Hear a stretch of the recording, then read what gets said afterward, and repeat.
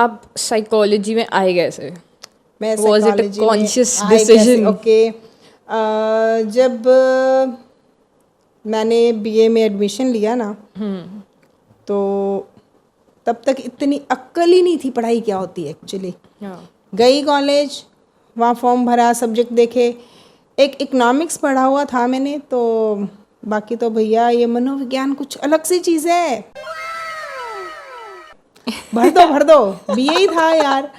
अच्छा, फिलॉसफी, अक्सर कुछ जैसे मेरे डैडी को मैं कोई ना कोई लेक्चर देना और ऐसे अपनी झाड़ना, आदत से हम मजबूर शुरू से, तो पता थोड़ी था साइकोलॉजिस्ट ही बनना है। तो लगा, तो वो एक बात बोलते थे, वड्डी फिलोसफर बनी फिरती है, जब देखो तब फिलोसफी झाड़ती रहती है। तो लाइक फिलोसफी पढ़ते ही लगा, अरे यार ये तो बहुत ये चीज़ पापा बोलते, डैडी हमेशा कहते हैं, तो करना चाहिए, चल साइकोलॉजी भर दो। फिलोसफी भर दो, इकोनॉमिक्स तो हमें आती थी भी, हम तो चलो भर दिए, इकोनॉमिक्स भी भर दिए।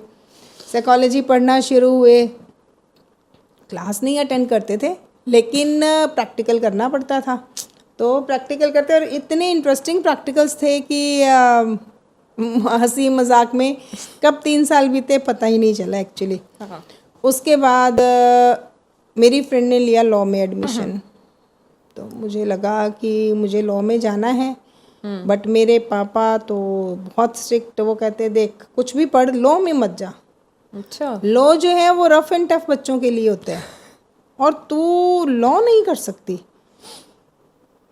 Was he बहुत right? हाँ, या तो बहुत ऐसे लगा कि लॉ नहीं कर सकती, टाइम निकल गया, सब जगह एडमिशन्स फुल, और पढ़ने में ऐसा कोई खास इंटरेस्ट तो अपना था नहीं, तो अपा ने फॉर्म भरा नहीं। तो मेरी फ्रेंड, क्योंकि रेगुलर हम एक दूसरे के घर आते जाते थे, माय बेस्ट फ्रेंड निम्मी, तो डैडी ने उसको बोला, ऐसे इन लोग की कोई बात हुई होगी कि फॉर्म भरना है, तो उससे बात होके इन लोगों ने बात करके और फॉर्म फिल कर दिया जी। मालती से उनसे कंसल्ट किया और फॉर्म फिल हो गया। फॉर्म फिल होने के बाद जी अपना ठीक है, वो अब उसका कॉलेज होता 3 बजे से, मेरा होता सुबह 7 बजे से, तो बड़ी मुश्किल सी समस्या खड़ी हो गई कि अब कॉलेज अलग अलग जाना पड़ेगा। था एक ही कॉलेज, लेकिन उसका दोपहर में और मेरा सुबह लगता था। अच्छा, तो अब वो मेरे साथ कभी मेरे कॉलेज आती, फिर मैं 3 बजे उसके साथ उसके कॉलेज आती। कोई इंटरेस्ट नहीं था, और मैंने साइकोलॉजी भरा है ये सोच के कि चलो इकोनॉमिक्स भरूंगी तो स्टैटिस्टिक्स है यार, मुझसे नहीं होता, मैंने साइकोलॉजी भर दिया। और मर गई, जब क्लास लगाने गई तो पता चला एक पूरा पेपर ही स्टैटिस्टिक्स का। ओ ये क्या हो गया। और सब कुछ थ्रू आउट इन इंग्लिश, और कोई टीचर हिंदी में बात नहीं करता, और ऐसी वाली सिचुएशन थी। बट स्टिल वो टाइम पीरियड बहुत अच्छा बीता, क्योंकि मेरे लिए प्रेस्टीज इशू हो गया था, क्योंकि मेरा सर्कल ऐसा हो गया था कि जहाँ मुझे पास आउट करना बहुत ज़रूरी था। पीछे मुड़ के भाग नहीं सकती थी। इज्जत का सवाल था, और किया, करते करते फिर बस निकलते गए, और इंटरेस्ट बनता गया, क्योंकि टेस्ट कुछ डैडी का ऐसा था कि वो कहते हैं ना, हम साइकोलॉजी भी ऐसे सिर्फ पढ़ने से नहीं आती। मैंने पहले भी बोला, आपका इंटरेस्ट भी होना चाहिए। तो मेरे डैडी जो थे, उनको इंसान की बहुत पहचान थी। लाइक अच्छा ये ऐसे बैठा है तो इसका पैर हिल रहा है, इसकी आंखें ऐसी हैं, इसके हाथ ऐसे मूव कर रहे हैं, नेल्स ऐसे हैं, इसके बाल ऐसे हैं। तो वो एक एक चीज़ को एक्सप्लेन करते थे कि इस तरह का मूवमेंट हो रहा है दैट मीन्स ये है, इस तरह का मूवमेंट हो रहा है दैट मीन्स ये। मीन्स हम लोग जो है इन चीज़ों से, ये आज हम कंप्यूटर के ज़माने में आ तो गए, लेकिन इन चीज़ों से अछूते हैं। इनकी प्रैक्टिस करने के बाद भी हम परफेक्ट नहीं हो पाते, लेकिन पुराने लोग जो थे वो परफेक्ट थे। वो क्यों थे? क्योंकि उनको ये ईश्वर की तरफ से कुछ था, कुदरती थी ये चीज़ें। ऑब्जर्वेशन स्किल्स भी हमसे बहुत ज़्यादा थी। बहुत। तो हम पर्सनालिटी डेवलपमेंट के लिए इतना सिर खपाते हैं, लेकिन उनकी तो ऑलरेडी इस तरह की पर्सनालिटी थी कि वो सामने वाले की सारी पुश्तें गिना देते थे। नानू को तो वैसे भी I think he was the most ideal man ever. हाँ मेरे तो खैर, और वो मतलब मुझ में वो चीज़ आई उनसे बहुत कुछ कि अच्छा इसके कपड़े ऐसे पहने हुए हैं, तो हम बच्चे का और उसका जज कर लेते थे। हमारी सहेलियां आती थी घर, भाई के दोस्त आते थे, तो वो एकदम से उसकी पूरी पर्सनालिटी ही जज कर देते थे। ये ऐसा है, ये ऐसा है, इसका नेचर ऐसा है, यहाँ तुम्हें डिच करेगा, यहाँ नहीं करेगा, ये तुम्हें सपोर्ट करेगा, इसका फैमिली बैकग्राउंड ऐसा होगा, ये अपने पेरेंट्स को भी डिच करेगा। और एग्जैक्ट टाइमिंग्स तक बताते थे कि इस टाइम पे ये बच्चा ये हरकत करेगा, और हो जाती थी वो। वही आई थिंक वही चीजें आपने बहुत अच्छे से उनसे सीखी है। बहुत अच्छे से सेम ये ऑब्जर्वेशन और ये चीज़, क्योंकि वो कहते हैं खून में आ जाती है कई बार ये चीज़ें, है ना। तो ये चीज़ खून में ही थी जो साइकोलॉजी पढ़ गई। बाकी पता नहीं था साइकोलॉजी है क्या, लेकिन पढ़ते पढ़ते सब्जेक्ट ऐसा, कुछ परवरिश ऐसी, है ना। तो हेरिडिटी वाली बात भी थी। तो अभी भी ये है कि जज करने की आदत जाती नहीं है, ऑब्जर्व करने की आदत जाती नहीं है। बस फ़र्क इतना पड़ गया, अब हर चीज़ हर किसी से कही नहीं जाती। हाँ ऑब्वियसली। अगला बंदा अच्छा बड़ी खूबसूरत लग रही है आज, तो साथ में आंखें जो उसकी चढ़ती हैं वो देख के पता चल जाता है कि इंसान क्या सोच रहा है और क्या बोल रहा है एक्चुअली। तो वो जो हम कहते हैं ना, आंखें देख के, उसके हाव भाव देख के, एक्सप्रेशंस देख के, उसके लिप्स देख के, है ना, तो हमें पता चल जाता है कि अरे आईब्रो तो ये चढ़ी, ज़बान ये चढ़ी, तो कहाँ गया बंदा। मतलब लाइक वो चीज़ है। तो साइकोलॉजी जो है आपकी प्रैक्टिस पे भी है। यही चीज़ें आई थिंक मेरे में भी बहुत आई हैं आपसे। और हाँ बिल्कुल, हेरिडिटी तो देखो ये तो है ही। हाँ जिस मैंने कहा ना, जिस माहौल में आप बड़े होते हो, जो आपकी परवरिश है वही संस्कार हैं, और वो चीज़ें तो जाती नहीं कहीं, वो कभी ना कभी देर सवेर उभर कर आती हैं आप में। नानू की ही वैल्यूज़ आई थिंक मेरे में और अम्मे में आपने हमेशा से वो चीज़ें रखी हैं टू मेक अस अंडरस्टैंड कि किस चीज़ को कैसे ऑब्जर्व करना है, किस इंसान से कैसे डील करना है। इंसानियत एक चीज़ होनी चाहिए आप में, ऐसी होनी चाहिए कि देखने वाला ये कहे कि हाँ वाकई ये इंसान ऐसा है, काबिल तारीफ़ है, इस काबिल है कि हम इससे किसी भी टॉपिक पे कोई भी बात हम कर सकते हैं और विदाउट एनी हेजिटेशन, है ना। तो ये चीज़ अगर आप में है तो आप इंसान हो। इंसानियत तो ज़िंदा होनी चाहिए अंदर। यही सारी चीज़ों की वजह से कल भी जब हम बात कर रहे थे, मैंने आपको बोला था कि मैं भगवान को बोलती हूँ कि शुक्र है भगवान कहीं और नहीं भेजा आपने मेरे को, I am in the right place. क्योंकि हैविंग अ ह्यूज सर्कल, जो मेरे इतने सारे दोस्त हैं different parts of the country, different parts of the world, मैंने जो अपने कनेक्शंस बनाए हैं अभी तक, मुझे वो चीज़ बहुत अच्छी लगती है कि कोई भी इंसान मेरे से कैसी भी बात कर लेता है without the fear of being judged. और मेरे को आई थिंक थोड़े दिन पहले भी मेरे को किसी ने बात बोली थी कि हाँ ये बात मैं तेरे से कर सकती हूँ क्योंकि मुझे पता है तू जज नहीं करेगी। एंड हैविंग दैट मेरे को वो चीज़ बहुत अच्छी लगती है कि I am the go to person for a lot of people.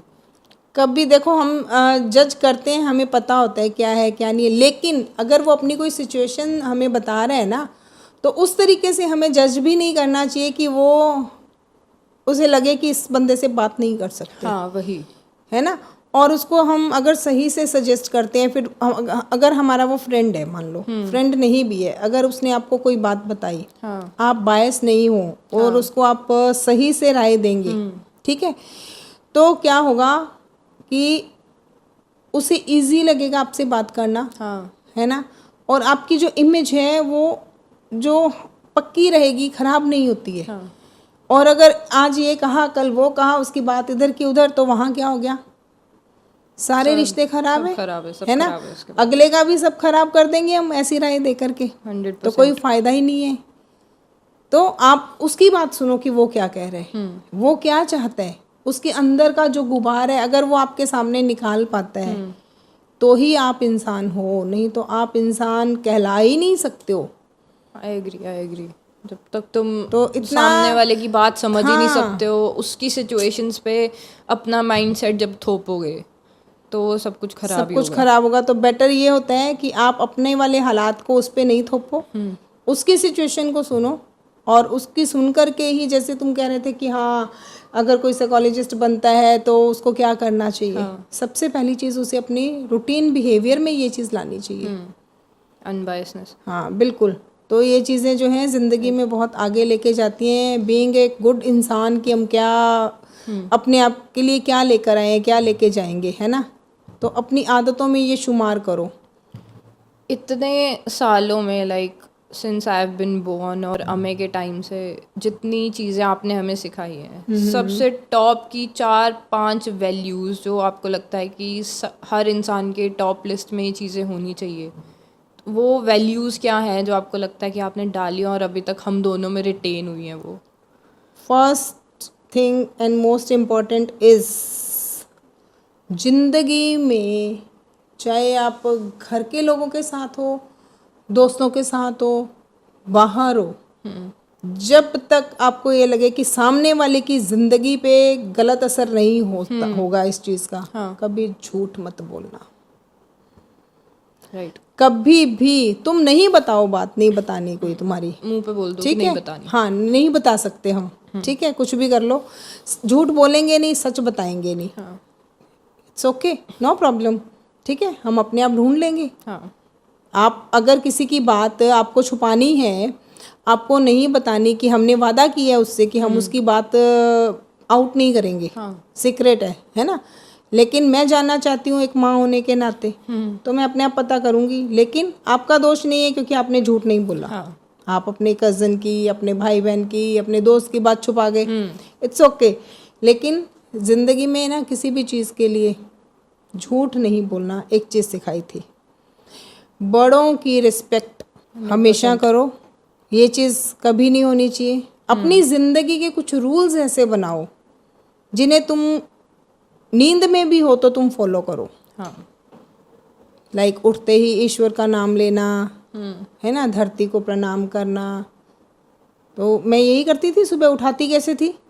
ओम बोल के। ओम बोल के 5 बार ओम बोल, नींद में ओम बोल, ओम बोल, ओम बोल, है ना। तो ये एक अपना रूल होना चाहिए। पशु हैं, कोई असहाय है, कोई ओल्ड एज पर्सन है, कोई छोटा बच्चा है, उनके प्रति हमेशा दया दिखाओ। काइंडनेस वेरी बिल्कुल, इंपॉर्टेंट। मतलब ये नहीं है कि आप खुद का देखो कि मेरा भला हो जाए और उसको जाने दो, मेरे को तो ये चाहिए ही चाहिए वाला नहीं होना चाहिए। एक शेयरिंग इज ऑलवेज केयरिंग।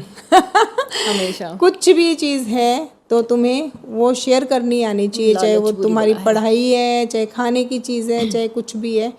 हमेशा जो तुम्हारे नियरेस्ट है या कोई और है जिसके तुम्हें लगता है कि इसे ज़्यादा ज़रूरत है तुमसे, तो वहाँ शेयरिंग होनी चाहिए। I agree. ये वैल्यूज़ तो इंसान में होने चाहिए, है ना। हाँ, 2 क्वेश्चंस जो आई थिंक मेरी जनरेशन को जानने की ज़रूरत है और लोगों को, बच्चों को नहीं समझ आती है। एक तो हाउ टू अंडरस्टैंड कि अगर सामने वाला कोई तुम्हारे आसपास, तुम्हारा दोस्त, तुम्हारा फैमिली मेम्बर अगर डिप्रेशन में है तो क्या उसके साइंस हैं कि वो डिप्रेशन में है, and how to deal with that person. उसको कैसे समझाया जाए कि उसको थेरेपी चाहिए। फर्स्ट थिंग उसके बिहेव में आपको रेगुलर पहले वाले से, अब जब वो डिप्रेशन में आएगा, एंजाइटी में आएगा, बिहेव में चेंज दिखेगा। हाँ, क्या दिखेगा? या तो वो एकदम साइलेंट होके कहीं साइड पे बैठा रहेगा, बात करता करता कहीं खो जाएगा, हाँ, या किसी भी बात पे बिना वजह ही हंसेगा, ऊंचा ऊंचा बोलेगा, हाँ, या वो कोशिश ये करेगा कि जो मैं कह रहा हूँ वही सच है। मतलब आप मेरी बात को सुनो, सामने वाले की बात सुनने और समझने की कोशिश ना करके अपनी ही बात समझाने की और सुनाने की कोशिश करेगा। राइट। ठीक है, तो वो अपने आप को बहुत पॉजिटिव दिखाने की कोशिश करेगा, लेकिन इन साइड पे वहीं वो कहीं पे टूटा हुआ होता है। हाँ, वो धीरे धीरे उस गर्त में गिर रहा होता है और वो कोशिश कर रहा है कि मेरी बात सुनो, मैं जो बोल रहा हूँ वही सही है, जबकि आप तो बात ही कुछ और कर रहे थे। हाँ, ठीक है, और वो जो चीज़ें आपको समझाने की कोशिश कर रहा है वो ऑलरेडी आपकी ज़िंदगी में अच्छे से चल रही हैं, हाँ, लेकिन उसकी ज़िंदगी में नहीं चल रही। इसका मतलब प्रोजेक्शन। बिल्कुल। और उसके पैर हिलेंगे, हाथों का मूवमेंट चेंज होगा, देखना कहीं होगा, आंखें किसी डायरेक्शन में होती हैं, देख कहीं रहे, सोच कहीं रहे, हाँ, है ना। कहीं हाथों का कुछ मूवमेंट चेंज हो जाता है, आइज़ मतलब कुछ अलग तरीके की दिखती हैं नॉर्मल से हट करके। वो एक छोटी छोटी बात पे, सैडनेस या कुछ छोटी छोटी बात पे रो पड़ता है, हाँ है ना, छोटी छोटी बात पे रो भी पड़ते हैं वो, मतलब एकदम से बात बहुत करते easily करते trigger आंसू हो आ जाता है। जाएंगे, हाँ बहुत जल्दी। और किसी ने हंसी में मजाक में भी कुछ कह दिया तो उसको ये लगेगा कि मुझे पॉइंट आउट किया जा रहा है, हर चीज़ के लिए उसको लगेगा मुझे पॉइंट आउट किया जा रहा है, या खुद को ही उसने हर बार अपने लिए वो खुद को लेग डाउन करने वाली बात आ जाएगी कि मैं तो हुई ऐसा, मेरी तो ज़िंदगी ऐसी है ना, तो खुद की कमियां गिनाने ही लग जाता है वो। राइट। या इससे अपोजिट भी होता है कई बार, अपने आप को बहुत बढ़ा चढ़ा के बताना, बट वो इनसाइड से कहीं बहुत ख़त्म हो गया, लेकिन खुद को ऊंचा करने की कोशिश में बड़ा बढ़ाता रहता है और एकदम से धम जाके गिरता है, क्योंकि वो सच तो सामने आने नहीं देता कि मुझे सहारा चाहिए, है ना। लेकिन वो दूसरों के ऊपर अपना पूरा डोमिनेशन की कोशिश करता रहता है, लेकिन हकीकत क्या आती है, अंदर से वो खोखला है। राइट। तो उन चीज़ों को इग्नोर नहीं करना चाहिए। हाँ। और you should seek therapy, you should talk to your friends, your family. बिल्कुल बिल्कुल। और दूसरी चीज़ है कि जब तुम खुद डिप्रेशन में होते हो, क्योंकि आजकल आई थिंक बहुत जल्दी लोग डिप्रेशन में आ रहे हैं, बहुत जल्दी उनको लगने लग जाता है कि यार ये एक इंसान मुझे छोड़ के चला गया है और मेरी पूरी लाइफ इस पे डिपेंडेंट थी, या मैंने इसके साथ फ्यूचर देख लिया था, मुझे लग रहा था इसी से शादी हो जाएगी, या कोई दोस्त था जिस पे मैं डिपेंडेंट था और वो चीज़ ख़त्म हो गई अब एकदम से। और आई थिंक ऑनलाइन ज़्यादातर लाइफ है हमारी आजकल, और आसपास लोग नहीं हैं, तो वो चीज़ ज़्यादा हिट करती है। तो उस चीज़ से कैसे निकला जाए? पहली बात तो ये कि जब आपको पता चल जाए कि वो इस तरह की किसी सिचुएशन में है वो पर्सन, ठीक है, उससे बात करनी शुरू करो। ठीक, इंसान कौन कौन कैसा कैसा होता है उसे समझाना शुरू करो। हाँ। जिंदगी कैसी है दिखाने के लिए उसे ऐसी ऐसी जगहों पे लेके जाओ जहाँ वो भी लोगों को सपोर्ट कर सके उस बुरी हालात से निकलने के लिए। छोटे बच्चे हैं, बीमार लोग हैं, बीमार पशु हैं, बूढ़े लोग हैं, है ना, या अच्छे खासे लोग हैं लेकिन बहुत अकेलेपन से जूझ रहे हैं, तो वो अपने अकेलेपन को उनसे शेयर करेगा, उनका अकेलापन भी दूर होगा और इसका भी होगा। And the most important thing is meditation, okay, music, any other activity, physical activities जिसमें उसको इंटरेस्ट हो, एनीथिंग लाइक आप कुकिंग करो, आप कोई गेम खेलो, आप दौड़ लगाओ, एनीथिंग मीन्स एनीथिंग, आप पॉट्स बनाओ, है ना, किसी भी तरह की प्लांट आप लगाओ, कुछ भी इस तरह की एक्टिविटीज़ हैं जहाँ आप को बहुत ज़्यादा दिमाग लड़ाने की ज़रूरत ना हो, लेकिन आप एक्टिविटी कर रहे हो लेकिन आपका दिमाग बिजी रहना चाहिए। तब धीरे धीरे क्या होगा, आपको लगने लगेगा ज़िंदगी में बहुत कुछ खूबसूरत है, जीने के लिए भी बहुत कुछ है, और एक वो इंसान जिसकी वजह से हम खुद को स्पॉइल कर रहे थे, हम उसकी वजह से तो दुनिया में आए नहीं, तो अपनी ज़िंदगी हम क्यों ख़राब करें। इट्स नेवर वर्थ इट, है ना, नेवर वर्थ इट। तो पेरेंट्स अगर इस दुनिया में आपको लाए हैं तो आपके पेरेंट्स, आपकी फैमिली, आपके फ्रेंड्स जो आपको प्यार करते हैं वो भी तो कुछ मायने रखते हैं ना।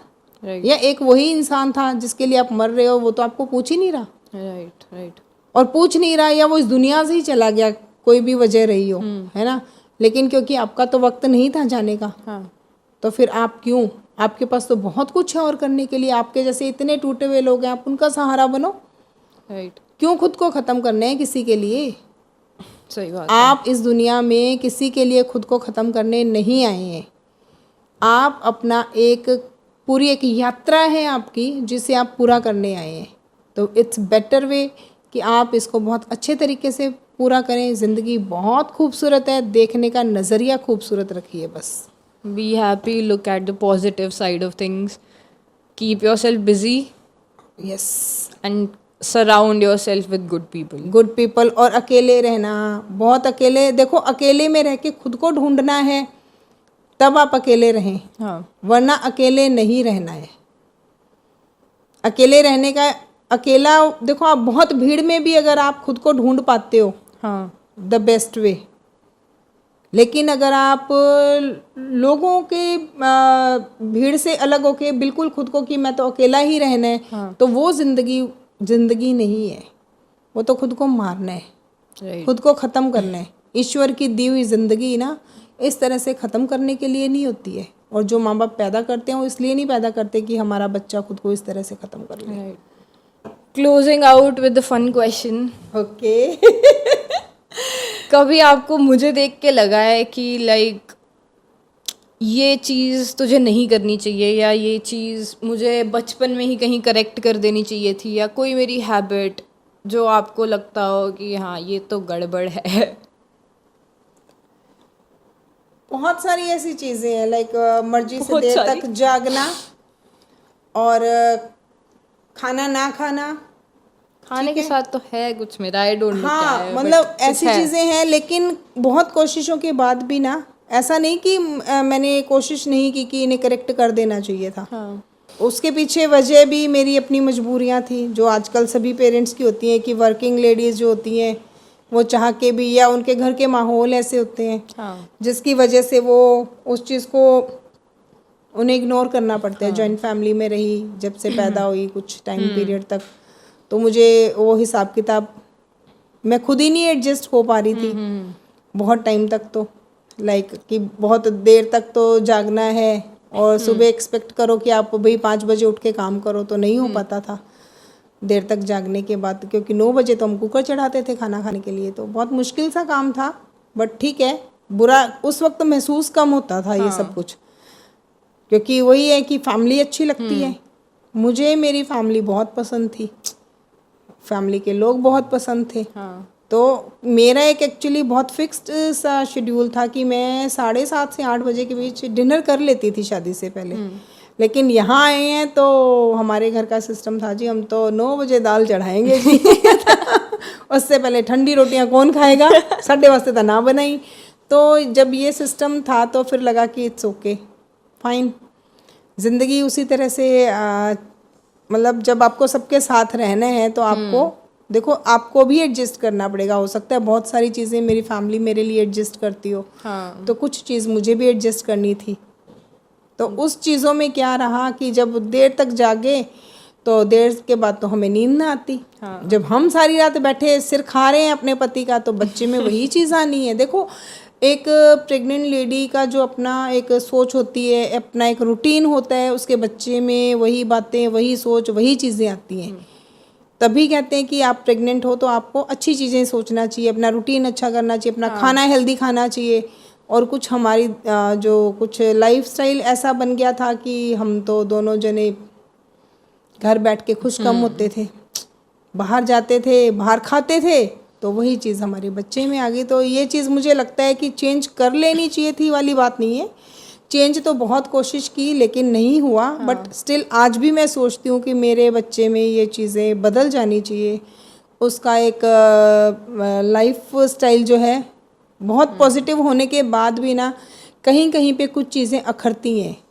रात तो को जागना, हाँ, ज़्यादा लट्टर होना। हाँ, मतलब लगता है कि उसे मैंने छूट, मतलब तुम्हें छूट दी हुई है पूरी, तुम जियो अपनी ज़िंदगी, खुल के जियो, लेकिन उसमें कुछ चीज़ें हैं जो उसके लिए नुकसानदायक है। हाँ। तो हमेशा से इसको एक चीज़ सिखाई है मैंने तेरे को कि देख, जो मर्जी कर, तन मन और धन से तेरी हानि नहीं होनी चाहिए, तेरा कोई नुकसान ना हो जिसमें, वो तू जो मर्जी कर। अदरवाइज तो मैं ये सोचती हूँ कि जिस दिन से पैदा किया है, लाइक जब मैंने कंसीव किया था, स्टिल उस टाइम से टिल टुडे हम हस्बैंड वाइफ दोनों को ये लगता है कि हमारी ज़िंदगी में हमारी बेटी लाइक खुशियों का भंडार है, प्यार ही प्यार है। तेरे पापा ने तो पटाखे चलाए थे जिस दिन तू पैदा हुई थी रात को। आई थिंक उसके अलावा तो अगर मैं कभी कुछ उल्टा सीधा बोल दूँ या कर दूँ तो आप मेरे को साथ के साथ टोक देते हो। हाँ, ऐसा कुछ होता भी कम ही है। हाँ। वो भी तब होता है जब तू कहीं का गुस्सा होता है, दोस्तों का, किसी बात का, अनकॉन्शियसली वो कहीं अंदर बैठा जब उभर के आ जाता है। डिच करने वाले लोगों ने डिच किया, लेकिन वो अपने अंदर घुसा के बैठ जाएगी, तो देखो वो तो मैं होने ही ना दूंगी जीते जी। तो किसी का किया गलत कर्म मेरी बेटी भुगते, ये नहीं होगा। ईश्वर से बड़ी कोई सत्ता नहीं है, ये मैं मानती हूँ, लेकिन मेरी कोशिश तो जारी रहेगी कि मैं नहीं होने दूंगी कुछ भी गलत अपनी बेटी की ज़िंदगी में, क्योंकि मेरी बेटी मेरी बेटी हम 3 लोग, मैं, मेरे पति, मेरा बेटा, इसके मामू, इसकी मासियाँ, इसके दादाजी दादी। तो ऐसे लगता है बुआएं भी बहुत प्यार करती हैं, लाइक हाँ। है ना। तो हर लड़की उसको बुआ ही लगती थी छोटे होते, मासियाँ भी बुआ थी, सड़क पे चलती हुई हर लड़की बुआ थी। तो बुआओं के साथ थोड़ा ज़्यादा प्यार है। More precious than the other people, है ना, मोर इम्पॉर्टेंट। तो हम सब की ज़िंदगी में तो तू खुशनुमा है, और नन्नू तेरे बिना नहीं, तू नन्नू के बिना नहीं। ये ज़िंदगी भी थी कभी, लाइक अभी भी है, रोज याद करता हूँ उनको डेली। कह रही हूँ ना, मतलब ये ज़िंदगी भी थी कभी। तो बुआएं तो मित्तू है जो वो गोद में उठाती थी सारी रात, लेकर के खड़ी होती थी बेड पे हमारे बीच में तुझे नचाने के लिए कि तू रोए ना।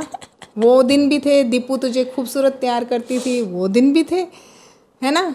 तो बुआएं तो बुआएं हैं, मासियाँ तो मासियाँ हैं।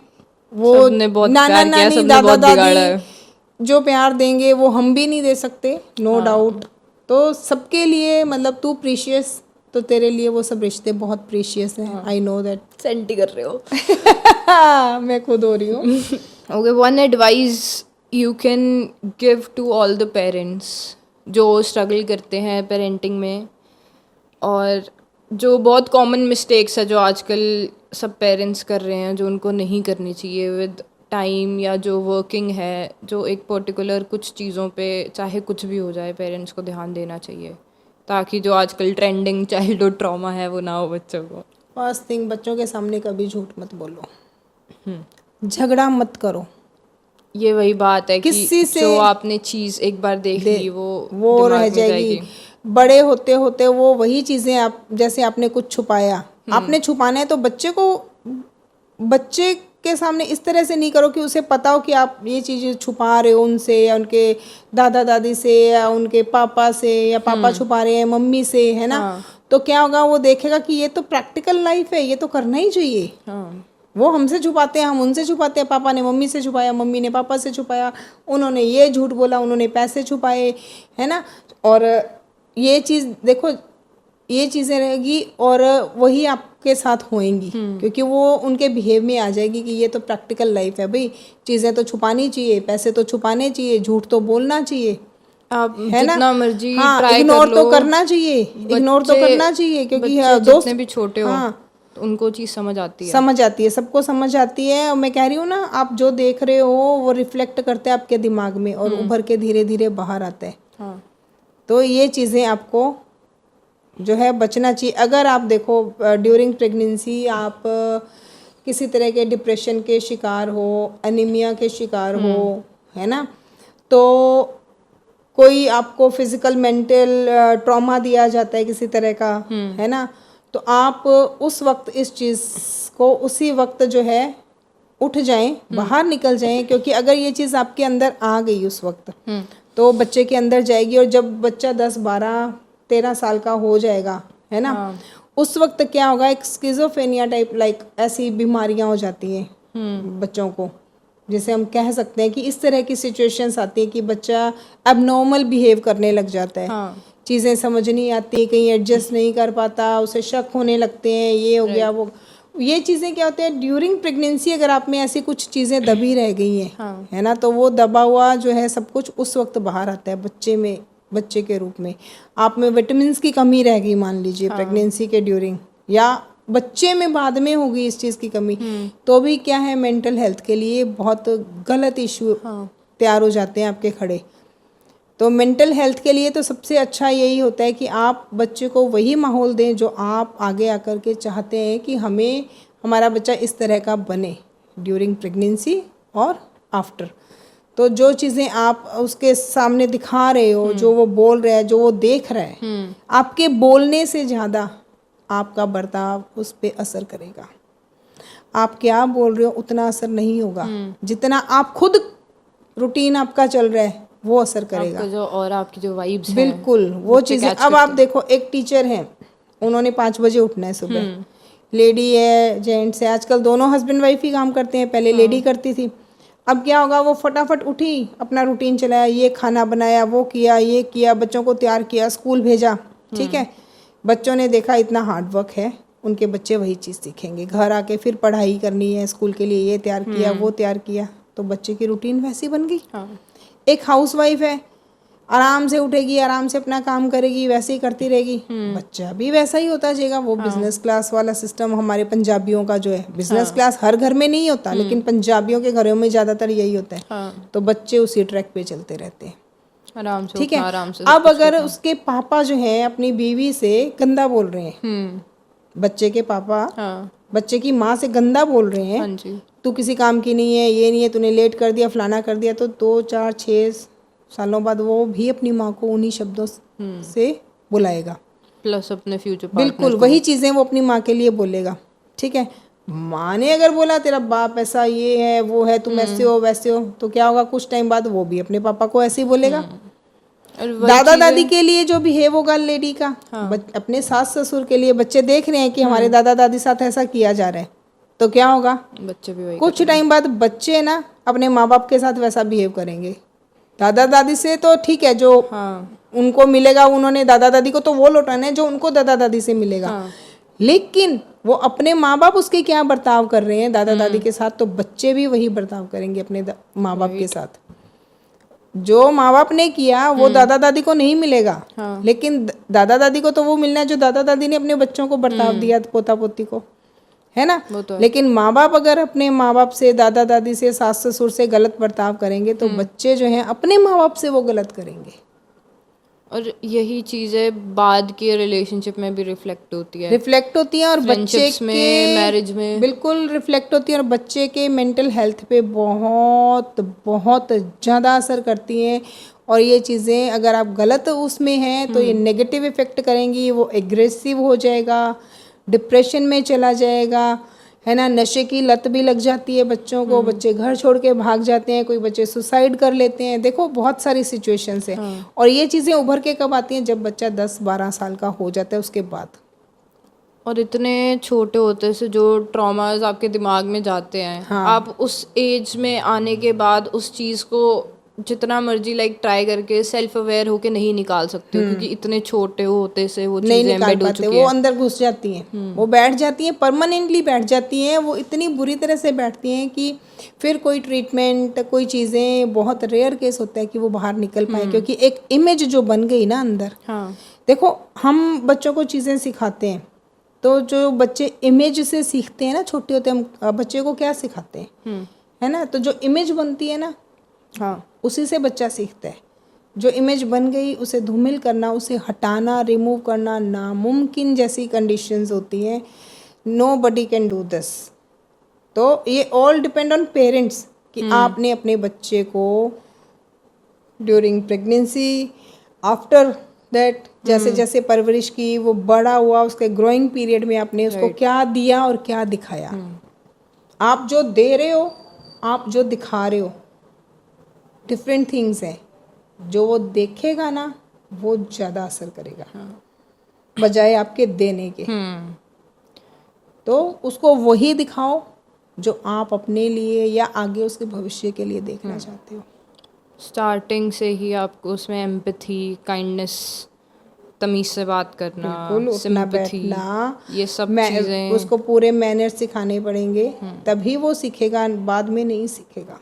उसके अराउंड वैसा ही बिहेव करो जैसा आप उसको बनाना। बाद में अगर वो कुछ सीखता भी है ना किसी से, है ना, तो वो हम ये कह सकते हैं टेम्पररी होता है। वो जब तक एक इंसान से सीखा, वाले का असर, जैसे किसी दोस्त का असर आ गया, ठीक है, बहुत रेयर केस होता है कि वो परमानेंट हो जाए, जिंदगी भर उसका साथ रहा, कोई ऐसा अटैचमेंट रहा, तो क्या है, जिस इंसान के साथ जैसा है वैसा ही रहना है उसने। कुछ टाइम पीरियड के लिए आप पे असर आएगा, लेकिन धीरे धीरे क्योंकि आपका माहौल ही ऐसा है तो आप तो फिर वैसे हो जाओगे। वो टेम्पररी है। फिर जैसे इंसान के साथ रहोगे वैसे चेंज होते जाओगे, खुद की कोई पर्सनालिटी नहीं रहती। आपकी इमेज नहीं बनती लोगों के बीच। जो इमेज बनेगी वो फिर वैसे ही बनेगी जैसे बेसिकली आप शुरू से अब तक करते आ रहे हो। Right. So will wrap this up या एंड इस एपिसोड में we learn stay kind, stay happy, depression से दूर रहना है, fight your anxiety, get therapy. नौबत ही मत आने दो एंजाइटी की. ट्रू. आनी क्यों है नौबत, है ना. देखना सीखो खूबसूरत आंखों से, खूबसूरत दिल से, हर जगह हर चीज़. आप अगर आपके घर के गार्बेज में भी देखते हो ना, तो उसमें भी आपको लगेगा मुझे सफाई करनी है, इसको खूबसूरत बनाना है, तो खूबसूरती दिखने लग जाती है ना.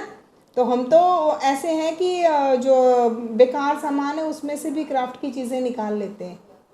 तो क्या है, राइट. नज़र चाहिए, नज़रिया चाहिए, बहुत खूबसूरत. हर चीज़ खूबसूरत बन सकती है. घर में पड़ी रद्दी से भी आप टेबल बना सकते हो. तो Always remember, crying makes you stronger and stable. Dreams don't always have some meaning. Yes. And you cannot hypnotize your parents into getting more money. We'll see you in the next episode next week. Bye. Bye.